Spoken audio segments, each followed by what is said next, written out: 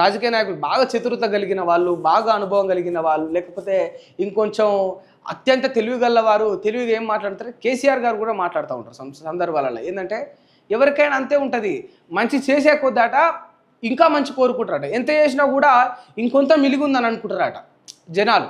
వాస్తవానికి human mind set ఎట్లుంటుందో మనకు తెలుసు. ఎవడైనా అన్నీ ఉన్నప్పుడు లేని దానికోసం వెతుకుతాడు.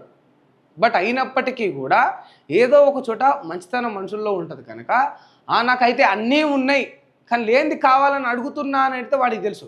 ఇప్పుడు జనాలు అందరూ అడుగుతూ ఉన్నారు, ఏం అడుగుతూ ఉన్నారు? పెట్రోల్ మీద రేట్లు తగ్గియమంటా ఉన్నారు మాట, డీజిల్ మీద రేట్లు తగ్గియమంటా ఉన్నారు, వీళ్ళు కట్టే ట్యాక్స్ను ఈ పన్నులను తగ్గించమని అంటా ఉన్నారు. జనాలు ఇంకేం అడుగుతూ ఉన్నారు? స్టేట్ గవర్నమెంట్ కొన్ని నోటిఫికేషన్లు విడుదల చేయాలి, ఉద్యోగాలు కావాలంటా ఉన్నారు, పింఛన్ పెంచమని అడుగుతూ ఉన్నారు, ఇన్ టైంలో మహిళలకు ఇచ్చిన హామీలను నెరవేర్చుకోమని అడుగుతూ ఉన్నారు. వాళ్ళ ఊర్లో రోడ్డు పడలేదని సందపల్లి సింహాద్రి అన్నట్టు ఆయన 20 ఏళ్ళ నుంచి వెళ్ళి అడుగుతూ ఉన్నాడు. ఆడ పడలేదు, 20 ఏళ్ళ నుంచి రోడ్డు పడలే ఆడ. నేను అడుగుతూ ఉన్నా. ఇవి కదా మేము అడిగేది.